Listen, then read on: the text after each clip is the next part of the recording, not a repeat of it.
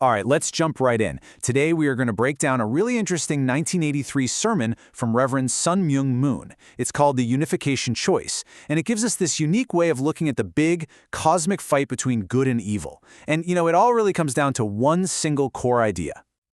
And here it is. This is the central question of the entire sermon. And honestly, it's a real mind-bender. It asks us to totally flip our thinking.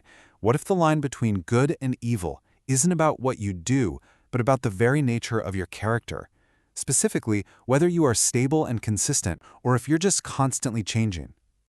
So the sermon kicks off by basically throwing down a gauntlet with this quote. What he's saying here is that most people, even people of faith, don't really treat the struggle between God and Satan as a literal, tangible thing that's happening right now. The whole point of the sermon is to say, hey, this isn't just a story, it's a real battle, and we need to wake up to it. Okay, so let's get into the first big idea here. The sermon wants you to picture all of creation, everything, caught in the middle of this massive, cosmic tug-of-war. Now, this is where it gets really interesting.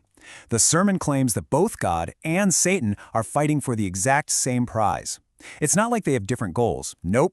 According to this teaching, both sides want total control over everything. Heaven, the earth, and, most importantly, all of us, all of humanity. So, if they're fighting over the same thing, what makes them different?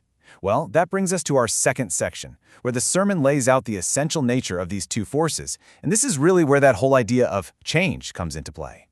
So how is good defined here? It's not about doing good deeds. Not exactly. It's described as a protective, nurturing force. The analogy used is that goodness is like a hug. It gives something warmth and protection so it can grow and become what it was always meant to be. And on the flip side, you've got evil. As you can probably guess, it's the total opposite. It's like someone stepping on a tiny little sprout to stop it from growing. It's any force that gets in the way, that disturbs or destroys something's original design and purpose. And this right here is the absolute heart of the whole argument. Just take a look at how this breaks down. On one side, God is presented with three key qualities. He is eternal, unchanging, and unique. And Satan? He's the direct opposite in every single way. He's temporary, he's always changing, and he's not unique. This distinction is the bedrock of the entire sermon. So that brings us to the next logical question. If we've got God who's unchanging, and Satan who's all about change, where do we fit in? Why are we the ones caught in the middle of this whole thing? The sermon asks this very question. Why don't God and Satan just battle it out between themselves? Well, the answer it gives is that Satan actually can't corrupt God, because God's very nature is unchangeable. He's just fundamentally beyond Satan's influence. And boom, there's the answer. This is why we're the prize. According to the sermon, we humans are unique because we have the capacity for both. We can be stable, loyal, and principled, just like God. But we can also be fickle, pleasure-seeking, and inconsistent, just like Satan. We are the battleground. We are the territory that can actually be won or lost. And to make this really concrete, the sermon gives some examples of what it calls a changeable character.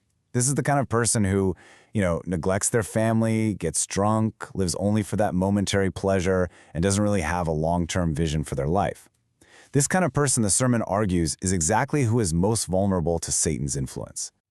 Okay, so if that's the problem, what's the solution? How do you actually win this fight? Well, this all leads us to the final section, the Unification Choice. It's the proposed path for how an individual can actually align with God's side. And the formula laid out is actually pretty direct. To be on God's side, you have to reflect God's own nature. That means you have to consciously build a character that is 1. Eternal in its vision, 2. Unchanging in its principles, and 3. Unique in its commitment. And this is the key phrase that really ties it all together. The sermon states that an absolute, unchanging, unique faith is the covenant. It's the agreement, the proof, that determines who belongs to God. It's that specific quality of faith that Satan can't break and that God can claim as his own. So you might be wondering, where does the Unification Church fit into all this? Well, according to the sermon, its whole mission is to be the vehicle for this transformation, to raise up tons of people, from individuals to families to even whole nations, who embody this unchanging quality and who can therefore finally win this cosmic struggle for God. And we're going to end on this final really powerful quote, because ultimately, the sermon brings this huge cosmic battle all the way down to a single point of responsibility. It argues that the outcome of everything, the establishment of a heavenly kingdom itself, isn't decided by societies or nations, it's decided by the fundamental choice made by you, the individual.